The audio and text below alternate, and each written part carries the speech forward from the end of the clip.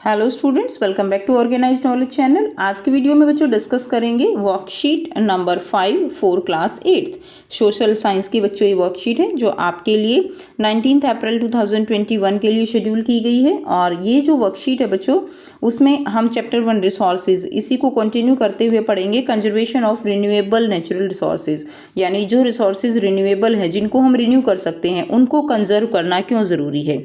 ठीक है, जो नॉन रिन्यूएबल है उनको कंजर्व करना तो बहुत ज़रूरी है ही, साथ में जो रिन्यूएबल हैं जिनको रिप्लेनिश ईजिली किया जा सकता है उनको, उनमें कुछ रिसोर्सेज ऐसे हैं जिनको हमें कंजर्व करना ज़रूरी है, जैसे कि वाटर है। ठीक है, तो अगर हम वाटर को अनजुडिशियली यूज़ करेंगे, सब बिना समझदारी के यूज़ करेंगे तो क्या होगा, एक दिन पानी ख़त्म हो जाएगा और हमें उसके एडवर्स इफ़ेक्ट वो देखने को मिलेंगे।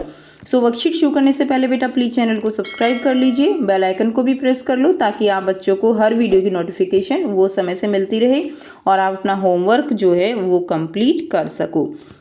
So we have previously understood as to why the conservation of resources is necessary, कि जो रिसोर्सेज हैं उनको कंजर्व करना क्यों ज़रूरी है, ये हमने लास्ट वर्कशीट में पढ़ा था। There are many resources which are abundant in nature, बहुत सारे ऐसे रिसोर्सेज हैं जो नेचर में बहुत ज़्यादा अमाउंट में हैं, बहुत ज़्यादा जो है वो प्रेजेंट है क्वांटिटी में।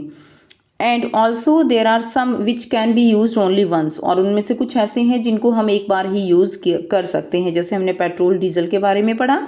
We knew it as a renewable resources and non renewable resources respectively, तो उनको हम क्या कहते हैं बच्चों, renewable and non renewable resources. Now let's discuss on the conservation of these resources. अब हम पढ़ेंगे कि इन रिसोर्सेज को कंजर्व करना क्यों ज़रूरी है। सो फर्स्ट दिया गया है renewable resources. So those resources which can be replenish very quickly, ठीक है, they are called renewable resources. जिन रिसोर्सेज को बहुत ही ईजिली रीप्लेनिश किया जा सकता है उनको हम क्या कहते हैं, उनको हम रिन्यूएबल रिसोर्सेज कहते हैं। However, if we use some of these renewable resources like water, soil, air, forest carelessly, it will have an adverse effect on their deposit. अगर कुछ रिन्यूएबल रिसोर्सेज हैं जैसे कि वाटर, सॉयल, एयर, फॉरेस्ट, अगर हम इनको केयरलेसली यूज़ करेंगे, बिना जो है इनको समझदारी से यूज़ करेंगे, तो ये इनका जो है क्या होगा, अगर ये ख़त्म हो जाते हैं तो हमारी लाइफ के ऊपर बहुत ही एडवर्स इफेक्ट इसका होगा। Insufficient water and drying of natural sources of water are the major issue in most part of the world. जैसे कि आप सब बच्चों को पता है, पूरे संसार में, पूरे वर्ल्ड में जो है पानी की किल्लत आप देख सकते हो। ठीक है, और वैसे ही जो है पानी हमारे लिए बहुत ज़्यादा ज़रूरी भी है। Similarly, digging of topsoil and continuous deforestation led to the reoccurrence of natural disaster which poses a great challenge to mankind. कि जो टॉप सॉइल है अर्थ की, ठीक है, उसको हम लगातार डिग करते जा रहे हैं, उससे क्या है, कॉन्टिन्यूस जो है डिफॉरेस्टेशन हो रहा है, हम वनों को काटते जा रहे हैं अपनी नीड्स को कंप्लीट करने के लिए। सो इससे क्या होगा, इससे इफेक्ट है नेचुरल डिजास्टर। नेचुरल डिजास्टर जो है वो बहुत ज़्यादा अब देखने को मिलते हैं, क्योंकि ट्रीज़ अगर नहीं होते हैं तो उसका एडवर्स इफेक्ट जो है वो देखने को मिलता है, और वो क्या है, वो है natural disasters. Now let's find out and list. First क्या पॉइंट दिया गया है आपको, if portable water on earth get reduced how would it affect your life. तो अगर पोर्टेबल वाटर, जो पोर्टेबल वाटर क्या होता है, ड्रिंकिंग वाटर, तो अगर ड्रिंकिंग वाटर अर्थ पे नहीं होगा, वो कम हो जाता है, तो इसका हमारी लाइफ पे क्या इफेक्ट होगा। बच्चों आप जानते हो that water is very necessary for our life, and if portable water on earth, आप आंसर लिख देंगे, if portable water on earth get reduced we will get die. ठीक है, we will get die. Second दिया गया है, what would happen if forest on earth get exhausted. अगर earth के ऊपर से जितने भी फॉरेस्ट हैं वो एग्जॉस्ट हो जाएं, यानी वो ख़त्म हो जाएं, तो क्या होगा। ठीक है, तो हमारी जो डेली नीड है वो कंप्लीट नहीं होंगी। So if forest on earth get exhausted we will not meet our daily needs, हमें अपनी जो डेली नीड्स की चीज़ें हैं वो हमें नहीं मिलेंगी, क्योंकि फॉरेस्ट से, जो ट्रीज़ हैं उनसे हमें बहुत कुछ मिलता है, ऑक्सीजन मिलती है, सबसे बड़ी बात तो ऑक्सीजन मिलती है। ठीक है, और क्या मिलता है हमें, जितनी भी हमारी डेली नीड्स हैं, वुड है, फूड है, वो सब हमें जो है फॉरेस्ट से मिलता है। इसका भी अगर ये ख़त्म हो जाते हैं, एग्जॉस्ट हो जाते हैं, तो इसका भी बहुत ही एडवर्स इफेक्ट हमारी लाइफ के ऊपर होगा। नेक्स्ट करते हैं, every person can contribute in the conservation of resources. हर एक पर्सन जो है वो अपना कॉन्ट्रीब्यूट कर सकता है in the conservation of resources. Some of them are listed below. Apart from these right how you can contribute.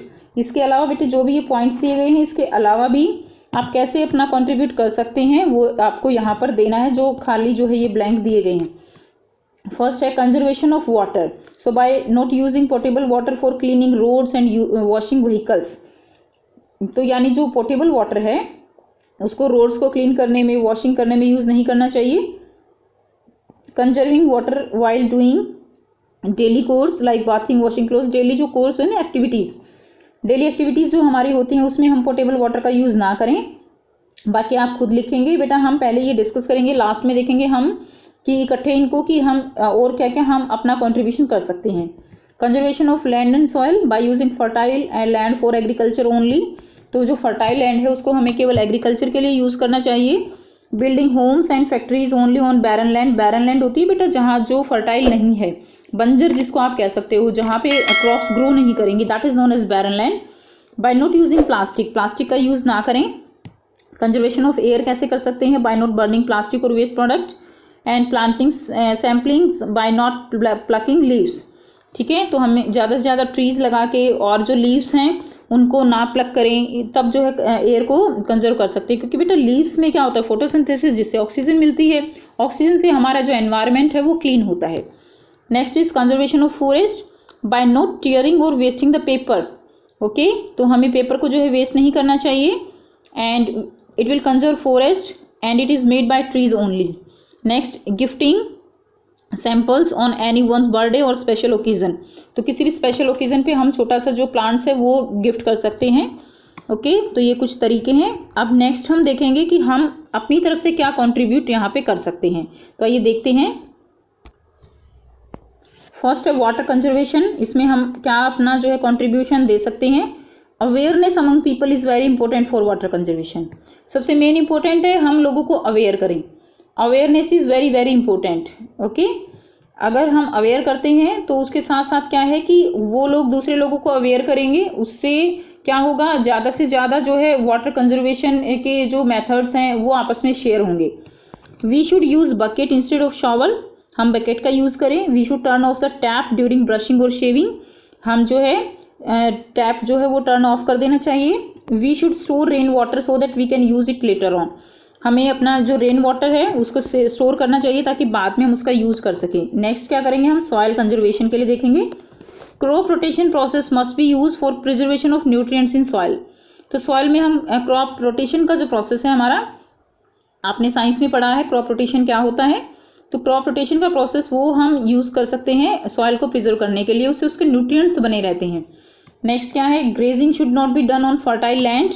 तो ग्रेजिंग क्या होता है, जो पशुओं को जो चराते हैं ग्रेजिंग, वो जो है नहीं होना चाहिए फर्टाइल लैंड पे। उससे जो टॉप लेयर है वो जो है उसको वो डैमेज हो जाती है। नेक्स्ट देखिए एयर कंजर्वेशन। इसके अलावा बेटा आपके पास और कोई सजेशन है तो आप वो भी लिख सकते हैं। एयर कंजर्वेशन में हम क्या करेंगे, industries and factories should be set apart from the urban area. Industries factories उनको जो है अर्बन एरिया से जो है बिल्कुल बाहर होना चाहिए। Policy should be implemented to control the pollution. Pollution के लिए पॉलिसीज बननी चाहिए। नेक्स्ट है forest conservation. So we should control wild fires. तो बेटा जो आग लग जाती है फॉरेस्ट में उसको हमें रोकना चाहिए। Using small quantity of item which are made of wood so that we can save plants. तो हमें जो भी आइटम वुड से बनते हैं उनको कम से कम यूज़ करना चाहिए ताकि हम प्लांट्स को कटने से बचा सकें। नेक्स्ट है plant more and more trees, यानी जो है एफॉरेस्टेशन हमें करना चाहिए। प्लांट हमें ज़्यादा से ज़्यादा पेड़ जो है वो लगाने चाहिए। नेक्स्ट क्वेश्चन देखते हैं। क्वेश्चन नंबर 1 गिवन है।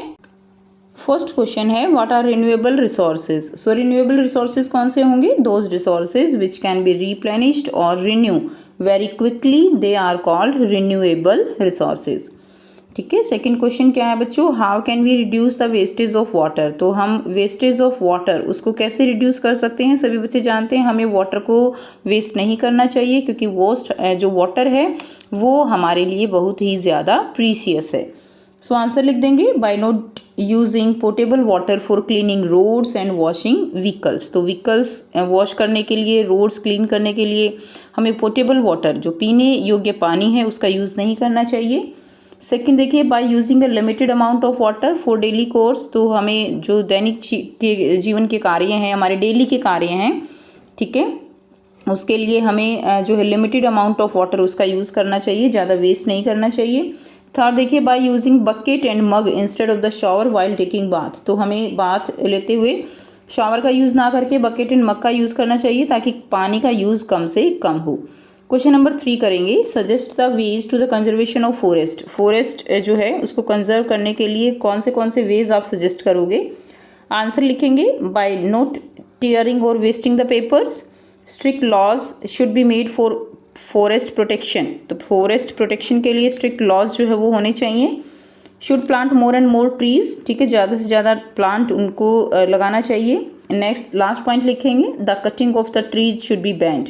जो ट्रीज़ हैं उनकी कटिंग उसको बैन करना चाहिए, ठीक है। तो ये जो है पॉइंट्स आप लिखेंगे। नेक्स्ट देखिए, क्वेश्चन नंबर 4 दिया गया है, why is it necessary to conserve resources for the future. Future के लिए हमें जो रिसोर्सेज हैं उनको कंजर्व करना क्यों आवश्यक है। So most of the resources are in limited quantity and if resources are used in unlimited quantity they can be exhausted quickly. बहुत जल्दी वो ख़त्म हो जाएंगे। That's why conservation of resources is necessary for the future, ठीक है। हमें आने वाली जो हमारी फ्यूचर जनरेशन है उसके लिए कुछ बचा के रखें, इसके लिए हमें रिसोर्सेज जो है उनको कंजर्व करना ज़रूरी है। सो ये थी आपकी आज की वर्कशीट। आई होप स्टूडेंट्स आपको वर्कशीट क्लियर है। आप इसको अच्छे से एनसीईआरटी अपनी बुक लेके उसमें से ज़रूर रीड कीजिए ताकि आपके जो कॉन्सेप्ट हैं यहाँ से वो क्लियर हो जाएं, आपको अच्छे से समझ आ जाएगा। फिर भी कोई डाउट है तो आप कमेंट सेक्शन में कमेंट करके पूछ सकते हो। अगर आपको वीडियो अच्छी लगी तो लाइक कीजिए, शेयर कीजिए और चैनल को सब्सक्राइब भी कीजिए। So thanks for watching students. मिलते हैं नेक्स्ट वीडियो में नेक्स्ट वर्कशीट के साथ।